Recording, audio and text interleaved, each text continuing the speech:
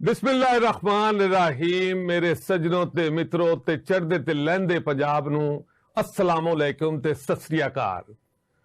नाज़रीन, मैं तुहाडा मेज़बान मलिक मुश्ताक ते मेरे नाल हमेशा दी तरह अज फिर मौजूद ने सत्तार खान साहब।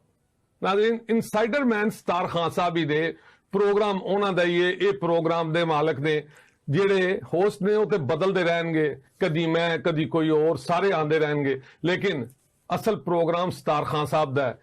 अज असीं गल करांगे, फिर तुहाडे नाल गल्लां कुछ सांझियां करांगे। सत्तार खान साहब कुछ ऐसियां गल्लां दस्सणगे, राज दियां अंदर दियां गल्लां। हमेशा तो सत्तार खान साहब तुहानूं दसदे ने, अज भी बड़ियां गहरियां गल्लां दस्सणगे कि एक शोर पिया है एप्स्टीन फाइल्स दा। हर पासे शोर रोला है कि फाइल है कि ये कित्थों निकली, की इहदी कहानी है। इस हवाले नाल न्यूयॉर्क टाइम जिहड़ा कि दुनिया दा मन्निया होया अखबार है, उन्हें भी ये गल दसी। ते इस हवाले नाल असीं सत्तार खान साहब नूं पुछदे हां। खान साहब, पहले ते अस्सलाम अलैकुम, ते की हाल है तुहाडा? मैं ठीक। हाल चाल ही पूछना या कुछ होर भी पूछना?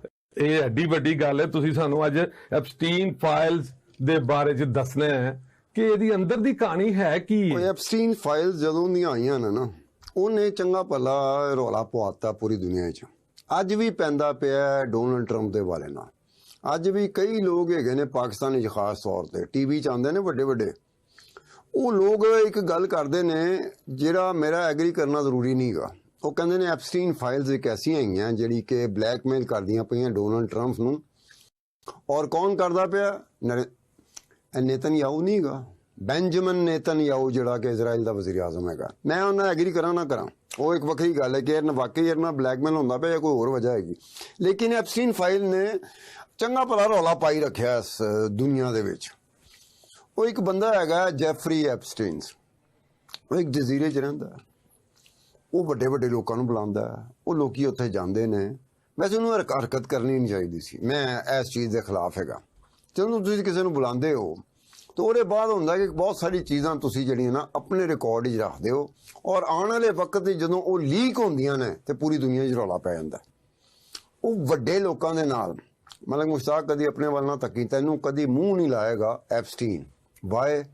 ਉਹ prime minister, president, billionaire, industrialist, businessman, tycoons, ਉਹਨਾਂ ਦੇ ਨਾਲ ਤਾਲੁਕਾਤ ਰੱਖਦਾ ਸੀ।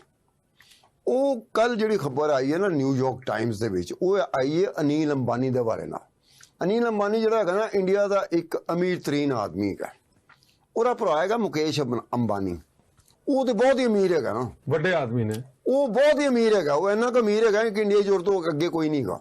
ਇੰਡੀਆ ਦਾ ਸਭ ਤੋਂ ਅਮੀਰ ਤਰੀਨ ਆਦਮੀ ਮੁਕੇਸ਼ ਅੰਬਾਨੀ ਹੈ। ਉਹ ਛੋਟਾ ਭਰਾ ਹੈਗਾ, ਭਾਵੇਂ 2 ਸਾਲ ਛੋਟਾ ਹੈਗਾ, ਅਨੀਲ ਅੰਬਾਨੀ। ਅਨੀਲ ਅੰਬਾਨੀ ਤੇ ਜੈਫਰੀ ਐਪਸਟੀਨ ਦਾ ਤਾਲੁਕ ਜਿਹੜਾ ਨਾ, ਉਹ ਨਿਊਯਾਰਕ ਟਾਈਮ ਦੱਸਦਾ ਪਿਆ। ਇਹ ਜਦੋਂ ਉਹਨੇ ਦੱਸਿਆ ਨਾ, ਤੇ ਮੇਰੇ ਅੰਦਰ ਇੱਕ ਕਿਉਰਿਓਸਿਟੀ ਹੁੰਦੀ ਇੱਕ ਜਰਨਲਿਸਟ ਦੇ ਅੰਦਰ।